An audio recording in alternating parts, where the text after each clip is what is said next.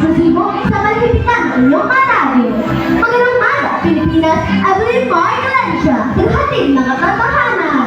Si Ricky Cotizon, boses ng kabataan Sa ulo ng Amerika, balitang lokal, inasahan ng 100,000 na mag-aral ang mga kinabang sa loob ng Sulit ang isyu ng pinasahang nilalera niya kung ikrilang itong pasyon na kaspet niyang mananong best actor si Viola Pascual kisa kay Vice Ganda. Balitang paligdig, sinabi ni Trump na agad magiging epektibo ang talita kahit hindi magbigay ng detalye. Sa sports, manalo ang nilang pinakatingin ng itong pwesto sa banda. Ang oras natin ngayon ay 10 minuto, makalipas sa laon na hapon, araw Huwadas, ika-15 na Enero, taong 2026, para sa balita paligdig at Shelby Quirino. Ibahagi mo! Tinanong sa Vice President Donald Trump ang pagpapalong 25% ng taripa sa mga produkto magmumulat sa bansang Iran na may permanent na design. Ayon kay White House spokesman Niyaman, kabilang sa kanila ikukonsidera ang military option sa samang air strike. Sa ngayon, wala pang nilalabas na impormasyon ng White House hinggil sa taripa. Sa isang pakinggan, sinabi ni Trump na agad ng epektibo ang taripa na hindi nagbibigay ng detalye kung ano dito ng point niya ang chemical closure sa Iran. Para sa radyo ay eksklusibo, Adam Melgrino, nagmumula. Ano lang ang gadget para naman sa ating balitang nasyonal? May kitong dito ang kaso. E dinagdal ng pinakamagaling na aktor ni Vice Ganda sa Metro Manila Festival 2025 at sa natatangang performance niya sa entry ng Star Cinema of Films ang idea first na panitang Hold Me Mother. Pero nagtawag sila ng aktor nito pasyon sa madaling tipon na mas boko siya kay Piolo na manang Best Actor para sa pelikulang Manila's Finest under West Pictures, Signal TV and Spring Films.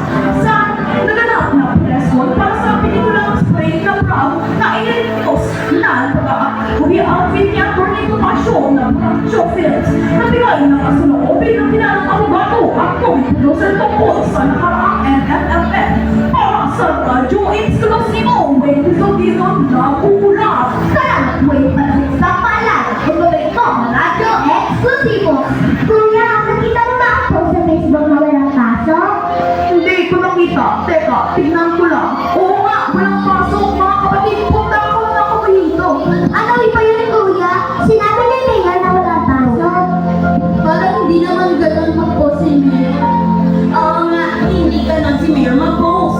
Salamat kay ate kung hindi niya nalaman baka hindi na tayo makapasok. Kaya mga kaibigan, dapat siguraduhin muna kung totoo bago kayo maniniwala. Kayo patuloy na nakikinig sa radyo eksklusibo para gawin sa balita lokal at Jamarina ng Kwarta. Ibalita mo! Yung ang itinatanong mga sige, paaralan ito ay nasuyo kasi solid Ireland, Bigrat, Ingon, at Biguri Castle. Every classroom will build into construction, improve safety, at nagbibigay ng sapat na espasyo para makapag-aaral na maayos ang mga bata at makapagturo ng epekto ang mga guro. Sabi ni Ardila, paliwanag na kanilang tatlo ay bahagi ng reforma para mabilis at papagawa ng mga sige paaralan. Kasama sa proyekto, pamatay ng halos 24,000 classroom ngayong taon kasama ang 2,036 na natural basket para sa radyo eksklusibo Andre na kwarta na guna.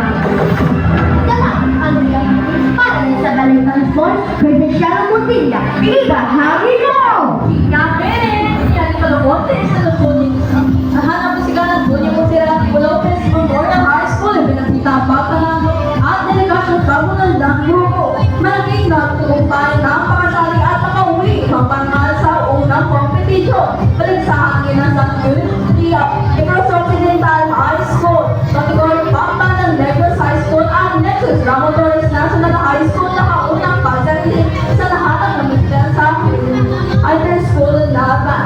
Mahalagang na pagkinakalalasan sa Bacolod City na si Pete Makalagman malaking na oportunidad